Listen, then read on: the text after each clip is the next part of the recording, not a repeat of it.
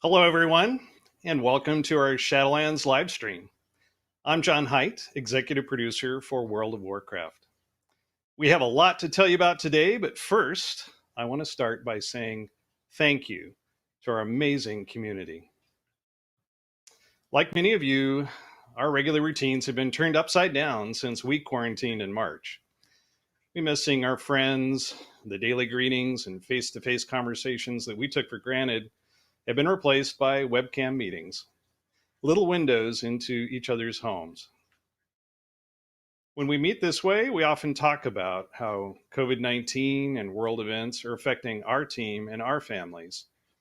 And one of the hardest parts is dealing with a feeling of helplessness. Initially, we struggled with maintaining a sense of purpose, but ultimately, we draw inspiration from all of you.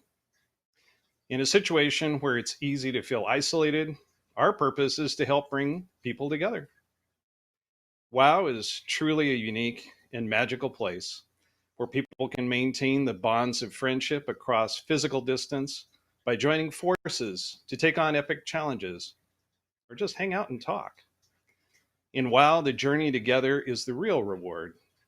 Getting an awesome loot upgrade, finally downing a mythic raid boss, defeating the enemy team in the last moments of a battle, all these experiences are memorable because we have each other to share them with.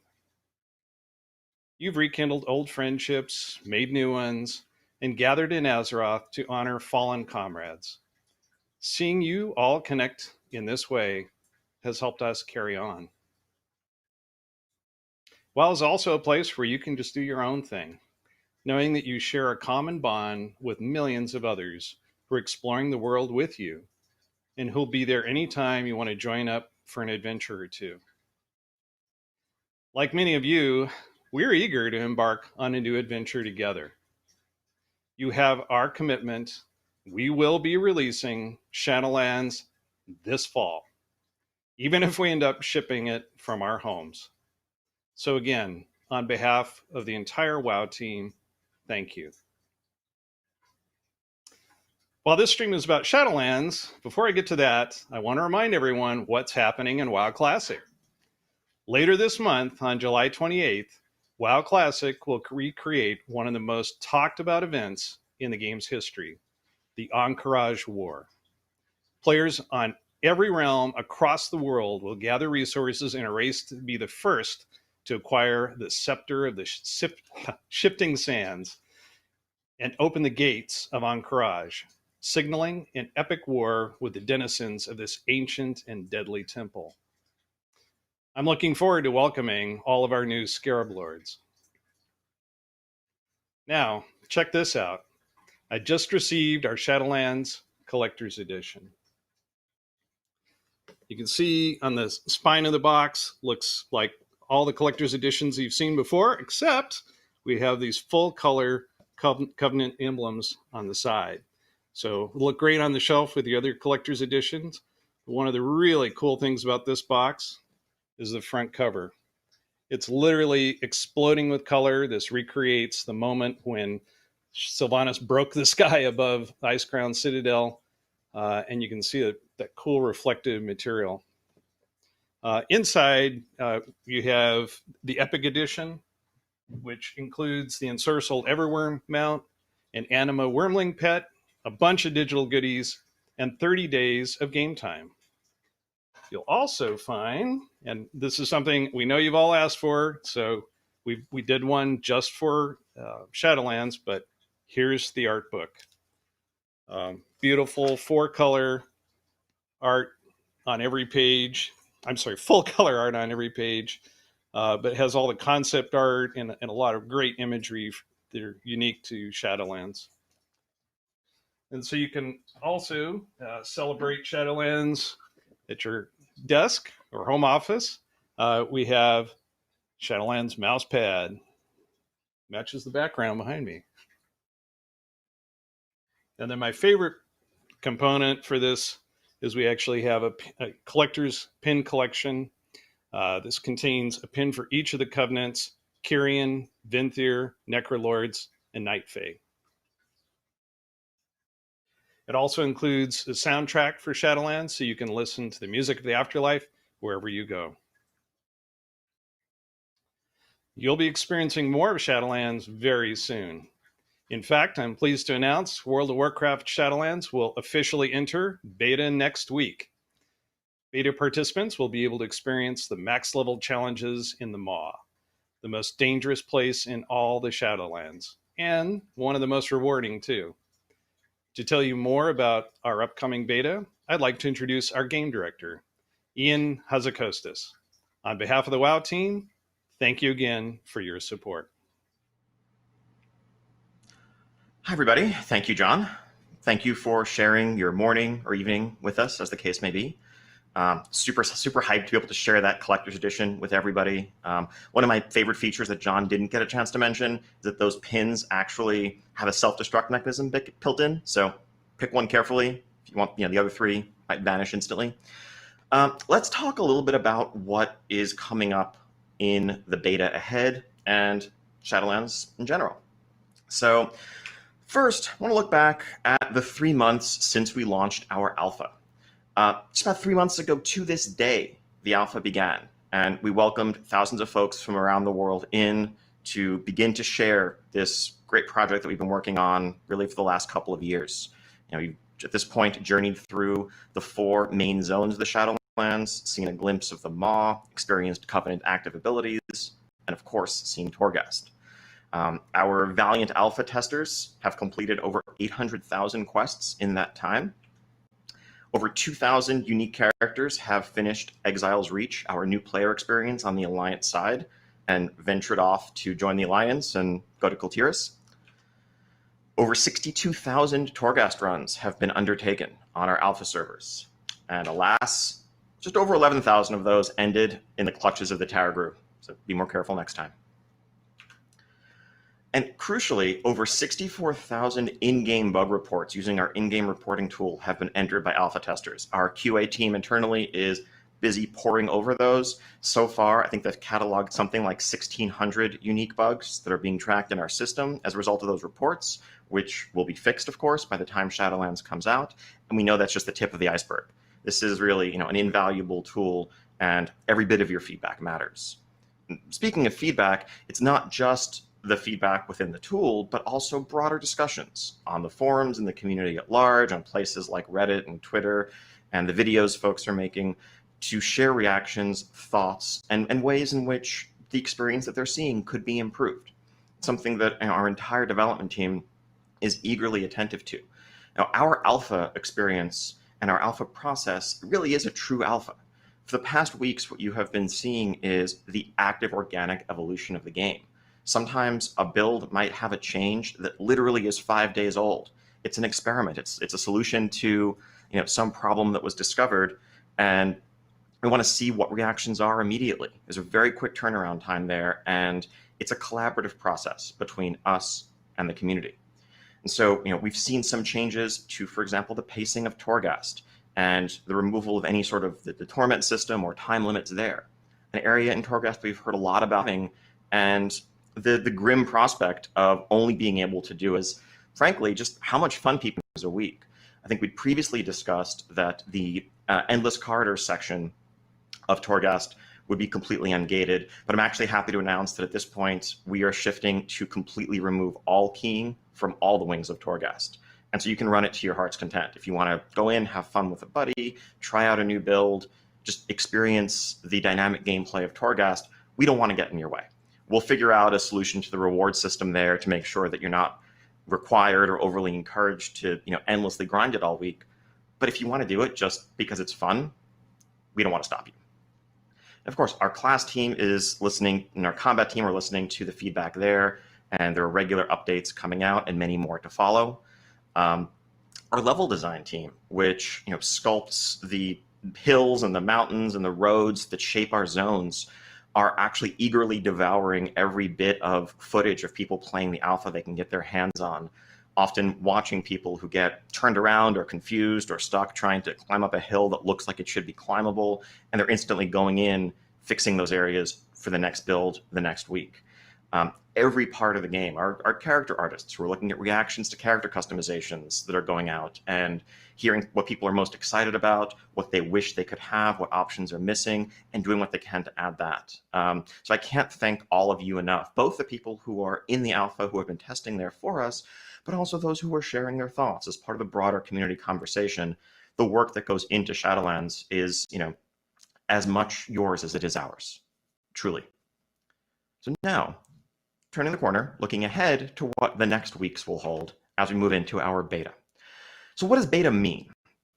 For us, beta certainly means the game's not done, but the framework is there and is complete. There shouldn't be missing pieces, giant missing ones where there's an entire feature that's not there, or there's a zone that's not yet playable. While those things are true, we continue to call it alpha. But we're getting very close to pretty much the framework all being intact, being present. And so the level cap is going to go up to 60 when beta begins.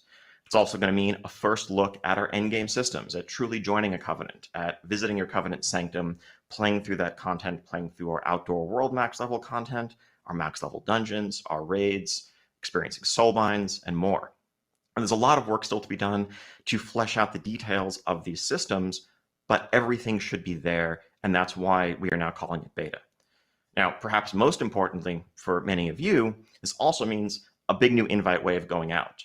That's going to start next week, and a process that will continue as we also want to maintain a lot of concurrency on our test servers so we can get feedback on what zones feel like when there are dozens or hundreds of people in there competing over spawns, trying to do quests together.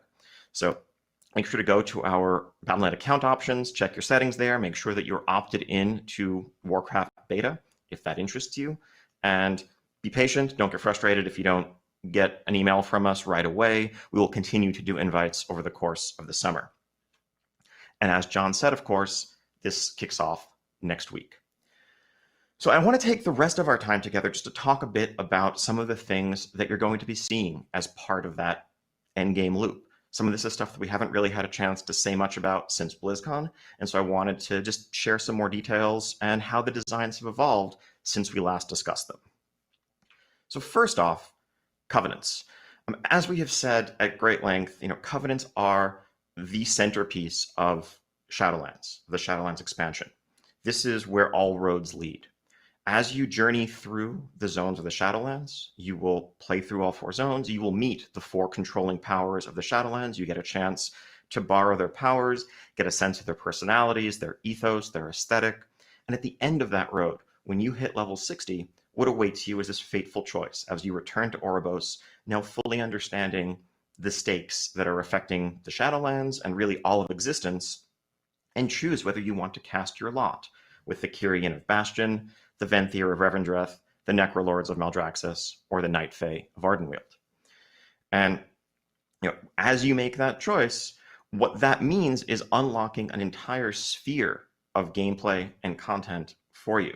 What we've seen so far in Alpha really is just the tip of the iceberg. It's just these couple of active abilities that you get to experience while leveling up. We also made sure to make those testable as early as possible just to get mechanical feedback on them and what felt good and what didn't. But now it's time to see the rest of the iceberg and everything the covenants entail. So on the system side, first off, one of the most prominent immediate things you're going to experience is soulbinds. So soulbinding is this ancient ritual in the Shadowlands whereby 2 souls can link themselves to each other, sharing a portion of their identity, of their memories, and also of their powers. And so as you join a covenant, you'll be able to form soulbinds with certain key powerful souls that are affiliated with that covenant.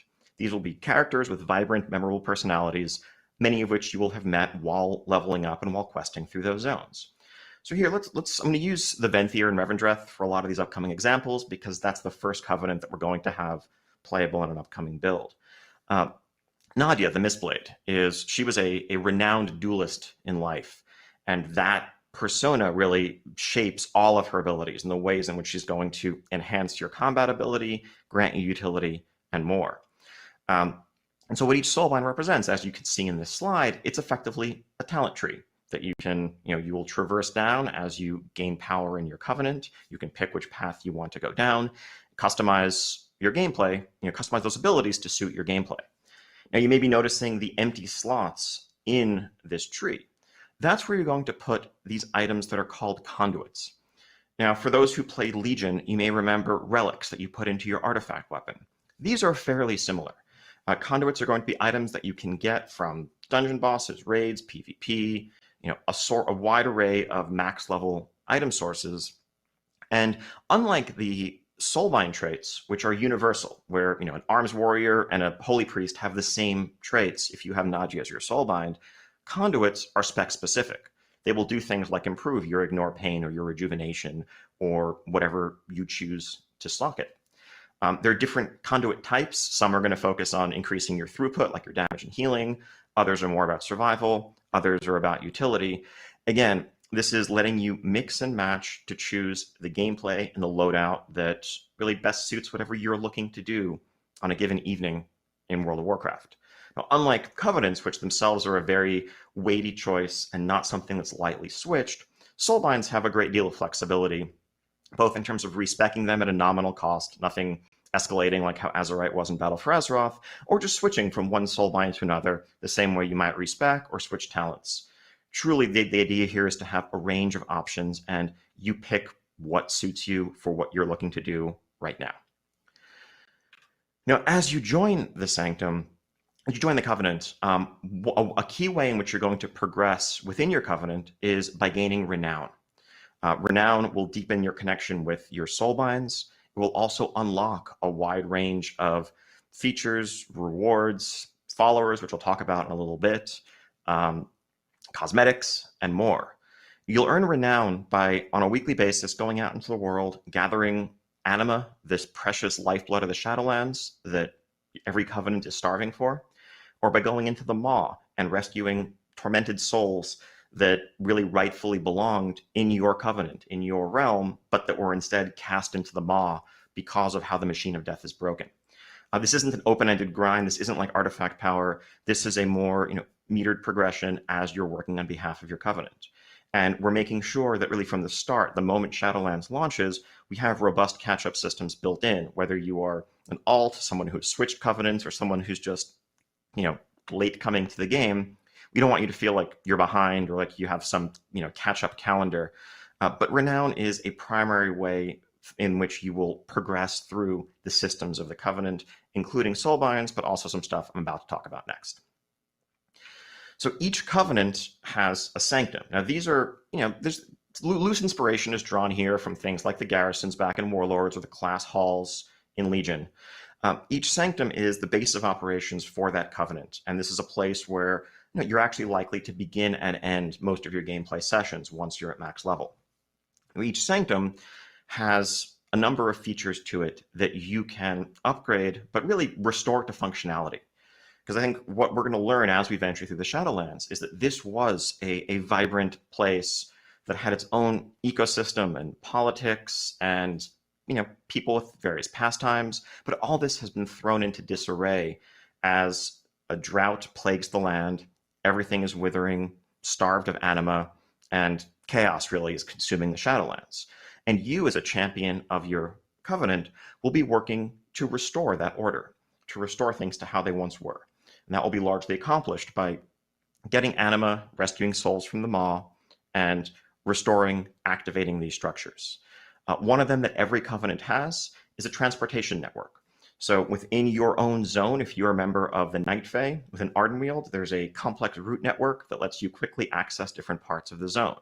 The Venthyr and Revendreth have a network of blood mirrors that can basically teleport you around. We want to make it so that, particularly if this is something you're investing in, you feel most at home, most comfortable in your zone if you're a member of that given Covenant, because that is where your powers are greatest. That is where your Covenant's influence is greatest. Another structure that every Covenant has is something called an anima conductor.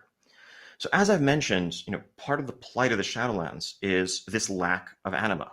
Groves in Ardenweald that were once flourishing with magical energy are now desiccated, withered. Temples in Bastion lie dormant, deactivated. The constructs that once guarded them are inactive. Anima is the answer to all of those things. And so what you're doing as you bring it back to your Covenant and to your Sanctum is pooling it in a reservoir, but you also have the ability to direct the flow of anima outward toward your zone to regrow, reactivate these dormant parts of the space. Now, what that means in gameplay terms is you can send a stream of anima over to an area, which will enable quests, treasures, events, outdoor world content in that area for you based on your choice on a given day. As you upgrade your anima conductor, you'll have more options that you can unlock. And as you engage in the system in general, you can progress towards permanently enabling and reactivating these spaces, both so that you have the content available for you, but also so that you see the world change around you to an extent. This grove that once was withered and dead in Ardenweald will once again be blooming and flourishing with anima energy thanks to your efforts. And the events that were there will now always be up for you as a result of what you've done. The third system that every Covenant has is a scouting map. This is an extension of the mission system that we first introduced back in Warlords of Draenor, and we've kind of tinkered with that formula a couple times since then. And I think the basic loop there, we've moved away from its central importance that it had in Warlords, and I think we're not looking to go back to, the Warlords era version of this being a source or the best raid gear in the game or what have you. But it's an outlet for some storytelling, some offline progression. So you have something waiting for you where you log in and something that you can maybe check in on in shorter sessions. But we want to add more depth to the system than what we've had in the last couple of expansions. What we have previously really is just, it boils down to a coin flip. You're doing a simple matching game, matching counters to threats, and maybe you get up to 170% success chance to get your bonus reward and hope you get lucky. And really, if you didn't, there's nothing you could have done better, nothing you did right or wrong, and you either succeed or fail. We want to re-envision the foundations of that system to be something that is a better analog to the fantasy that we're trying to convey. The way a mission works in Warcraft isn't a coin flip. The way combat works in Warcraft, when you're sending these champions out into a dangerous area, isn't success or failure, it's nuanced gameplay with tanks and healers and melee DPS and range DPS as a party of combatants fight a bunch of enemies. And so this is an abstracted form of that type of combat. It still will happen while you're offline, but there's a turn-based system here where you will level up your soulbinds, recruit additional champions and adventurers to bolster their ranks, and send troops custom based on your Covenant out to complete these missions and obviously bring back some of that sweet loot that you're looking for. There's a lot of depth to the system. We're going to have a early peek at it in our next couple of builds, and we'll continue to add more breadth to it over the course of the beta. Really curious to hear initial hands-on impressions, and as always with all of our features, we want to jump in and react quickly to whatever feedback we hear. As before, adventurers will also be supported in our mobile companion app, which will be updated for Shadowlands at the time of the expansion's release. Now, those three features that I just talked about are something that every Covenant has access to. They are universal. But each Covenant also has a fourth structure that is unique depending on which Covenant you've joined. Now, I've been using Leventhir a lot for as these examples, so let's start with them. If you are a Venthyr in Revendreth, you also have this fourth section of your sanctum known as the Ember Court. Now, what the Ember Court is, it's a hosting venue for pretty rad parties. The culture of Revendreth, certainly before things really went off the rails in the events leading up to this expansion, was one of elegance, aristocracy, a lot of those tropes surrounding nobility. And part of what that means is showing off your influence by hosting grand galas for the most important individuals, not just from Revendreth, but from across the Shadowlands as a whole. And the Venthyr were notorious for this.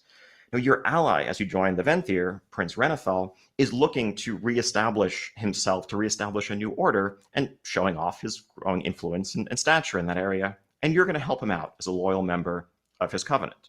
And the way that's going to play out is what's effectively, a self-contained minigame where you can go out, seek out guests, invite them to the party, not maybe literally arrange catering, but figure out the different services that are going to make those guests happy, play through the party in real time, maybe fending off party crashers that are trying to disrupt festivities, and at the end of the day, maximizing the happiness of all your guests. And ideally, if they're happy, on the way out, they'll give you a token of their gratitude in the form of, well, sweet Warcraft loot.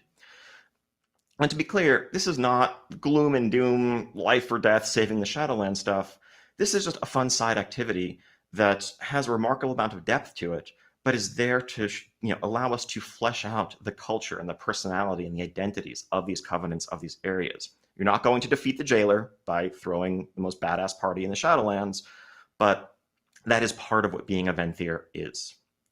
Now, if on the other hand, you join the Kyrian in Bastion, their unique feature is called the Path of Ascension.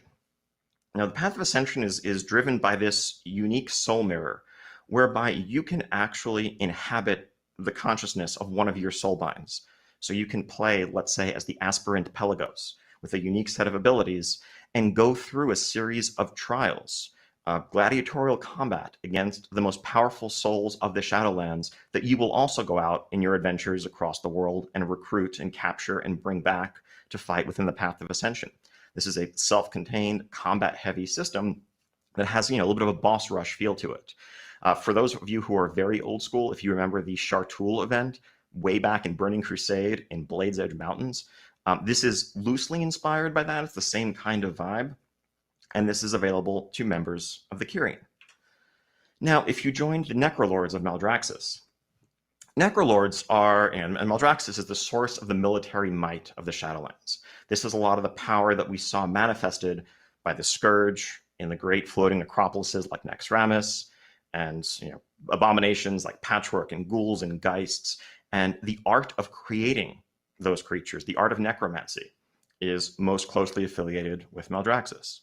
And so the structure you have as a member of the Necrolords is called the Abomination Factory.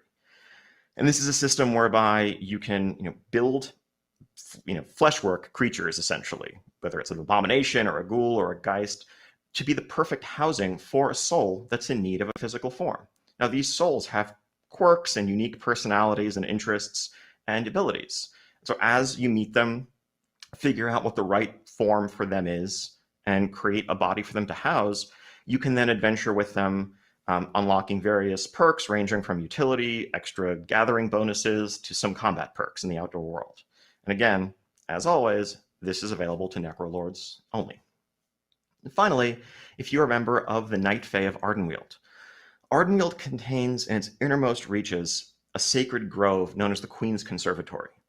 This is where powerful souls effectively germinate, rest, are infused with the surrounding energies of the forest, and are prepared for rebirth and return to the world of the living, because that is the essential function, one of the essential properties of Ardenweald.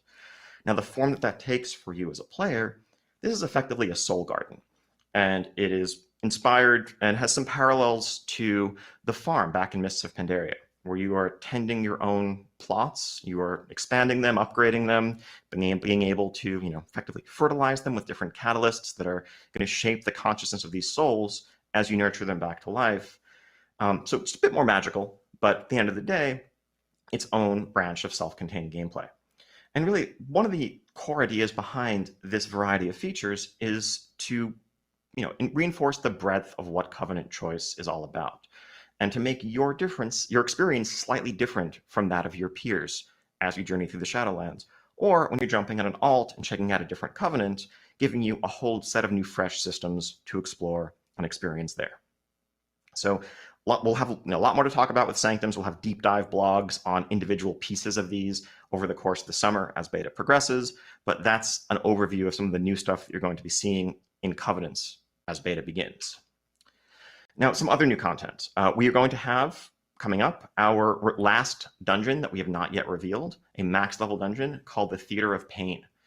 Theater of Pain is a dungeon in the center of Maldraxxus, and this is really, it's an epic arena, and the dungeon takes place during an important event. There's this regularly recurring battle royale, effectively, where all of the war houses of Maldraxxus send their greatest champions to fight it out, and to prove who is the strongest, who is the most powerful of all, because that's a lot of what Maldraxxus is about. It's might makes right is the prevailing ethos there, and demonstrations of power and military might and cunning. Now, this has, there are particularly complex layers to what's going on right now, given the strife that's gripping the Shadowlands, that make these particular games perhaps the most important and the weightiest in recent memory.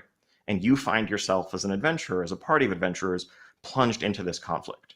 And the way that's going to play out is as a very non-linear dungeon experience as you choose which of the different factions you're going to engage with first as you traverse the catacombs and the tunnels beneath the arena, ultimately culminating in a final encounter where we'll see if you, or well, the 5 of you, can emerge victorious as the ultimate champions of the Theater of Pain. And as with all things Maldraxxus, the prevailing decor here is super metal, so expect more of that as you enter this dungeon. Next up, we are going to be revisiting the outdoor space of the Maw. So this is really where it all began for us in the Shadowlands. We just saw a couple of weeks ago in Alpha that initial venture into the Maw, the domain of the Jailer, as we went in from Icecrown Citadel, not knowing what was going to await us on the other side. What we found was a horrific array of forces that we can't hope to overcome. We just barely escaped from the Jailer's clutches and made it out into Oribos, where we could then explore the rest of the Shadowlands.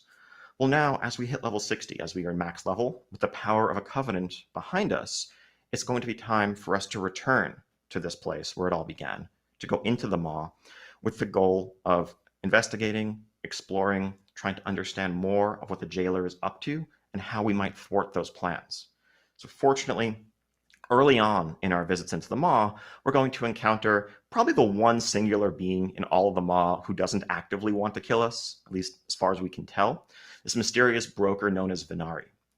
Venari is kind of huddled away in a small cave in the outer reaches of the Maw, and you will be able to work with her to investigate and explore, gather precious artifacts and resources from throughout the Maw that will maybe make it a little bit more of a hospitable place for you, give you more information, increase your ability to traverse the Maw, as well as improve your effectiveness in Torghast. The Maw is really inspired by a lot of our more sandboxy endgame content in the past. Most recently, probably Mechagon from the Rise of Ashara patch that we had in the middle of Battle for Azeroth. But those roots go all the way back to places like Timeless Isle. This isn't a place where you're going to bring up your map and see a bunch of world quests and clear direction. It's more about a loose structure, general broad objectives, and then lots and lots of discoverable gameplay. So we can't wait to have people jump in here, let us know what you think. And one of the really fun challenges in creating this experience was trying to create gameplay that reflects the fantasy of the space. You are not welcome here. This is not a place full of flight paths and inns to set your Hearthstone and people who are welcoming you at every turn. Everything in the Maw rejects your very existence and presence there. You do not belong here.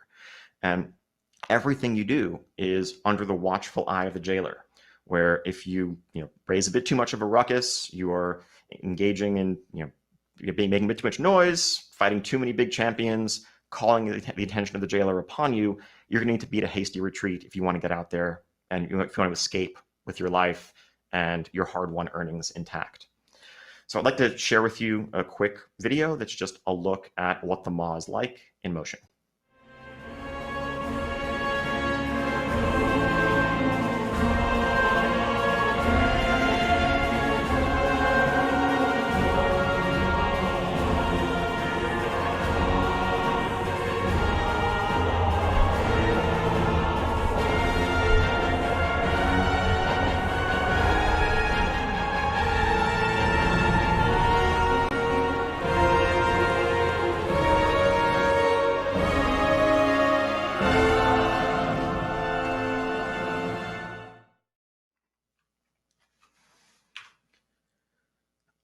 All right, so yeah, it's super desolate place, but awe-inspiring in a terrible way. So those are some of the specifics that we've just covered. I also want to lay out a bit more of what lies ahead as beta unfolds across the summer. Later this month, we'll be kicking off formal raid testing of our Castle Nathria raid. This is a 10-boss raid in the zone of Revendreth, where you're ultimately going to face off against the Venthyr Lord Denathrius, who is one of the major power players in the Shadowlands. It's just incredible gothic fantasy. Our encounter team and our dungeon art team had a blast making this. We can't wait to get people in there. As always, we'll have focused testing windows for normal, heroic, mythic, and raid finder difficulties. And as we get on in the beta, we'll be looking to specifically have some targeted invites for experienced raiders who can give us the feedback that we need to get the tuning right on difficulties like Mythic. Also later this month, we'll be kicking off Shadowlands Mythic Keystone Dungeons. We want to get these in your hands as quickly as possible. As soon as max level content is unlocked, we want to enable Mythic Keystones. We'll probably have a vendor that just sells Keystones directly just to facilitate testing. Early on, we just want to get initial feedback on how our dungeons are playing with the core Mythic Plus affixes, so we can hear quickly, where things like bolstering or necrotic or bursting are extra frustrating, and make sure that we're making any tweaks early on to make the experience that you have ultimately when Shadowlands comes out the best one possible. Later on in beta, we'll also be revealing for focus testing our first Shadowlands seasonal affix, as well as some potential other tweaks to the system. Legendary rune crafting is something we're really excited to let people get their hands on. This is something we talked about way back at BlizzCon, and this is the expression of legendary items in Shadowlands.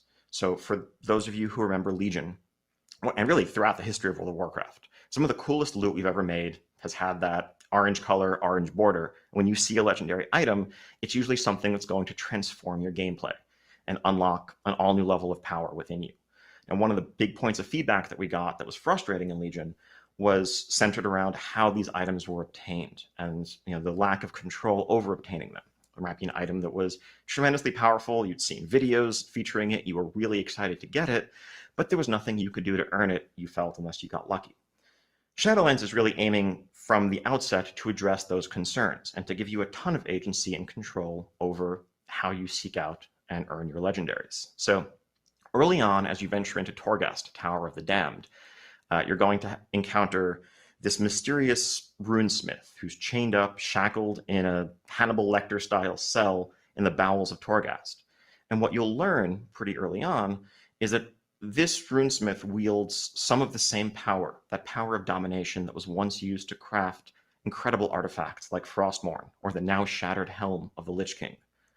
And by recovering essence from Torghast, as well as scraps of this ancient runic knowledge that you can bring back to the smith and awaken locked away memories, the runesmith will be able to make for you, to imbue an item with power that you get from a tailor, blacksmith, leatherworker, depending on your armor type.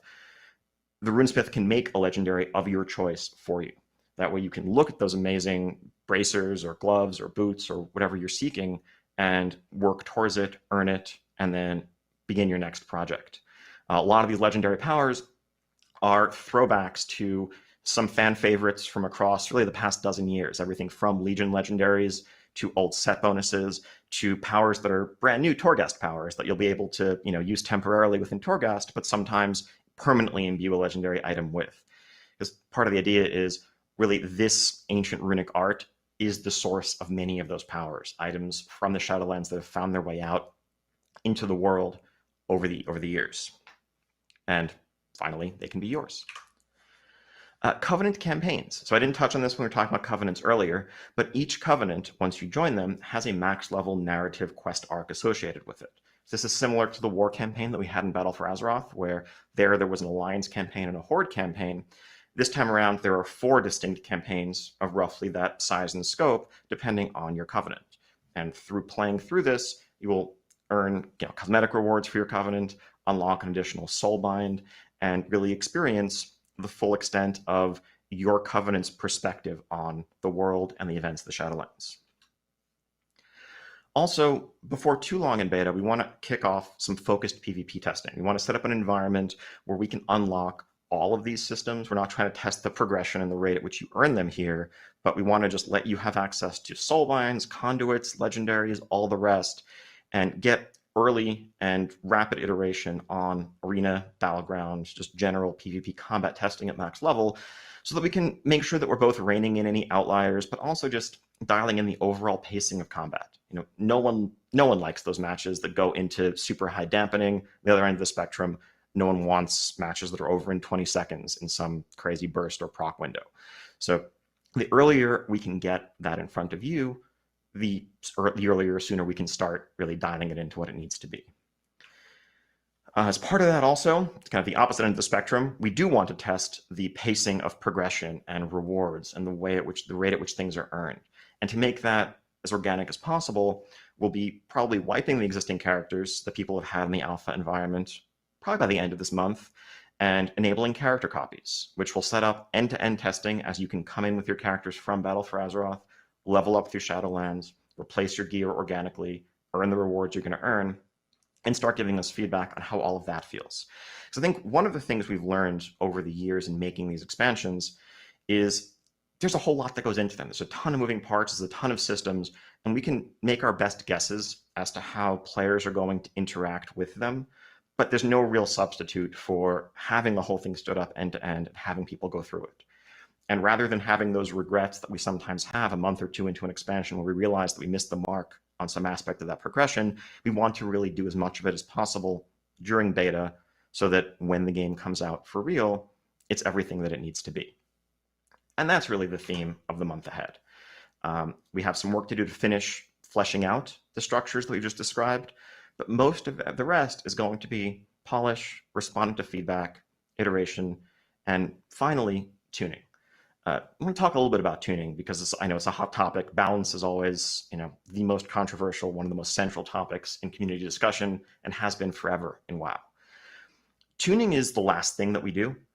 In the early parts of alpha and beta, we're basically just looking for extreme outliers where things might be so far out of whack they disrupt the feedback that we get. If something is so overpowered that it trivializes content, well, we have to fix that. Otherwise, all of our feedback on, let's say, Torghast is going to be tainted because someone's walking through one-shotting things. Or if something is so weak that it doesn't matter if it's theoretically fun, it feels terrible to use, or no one wants to use it, we don't get feedback on it, we need to fix that. But beyond that, we really want to focus first on shoring up the conceptual foundations of what we're building. We want to make sure that the abilities, the systems, and everything else feel fun, that they sound exciting as ideas. And then once we've gotten to a place where we're confident in those foundations, the natural next step is to dial them in so that they're well-tuned. And so if you're looking at the way things are in alpha now and saying to yourself that, I don't know, hypothetically speaking, the best choices are 40% better than what you might pick if you were just trying to, go after what looks fun, that's because there's a key part of the process here that just hasn't happened yet.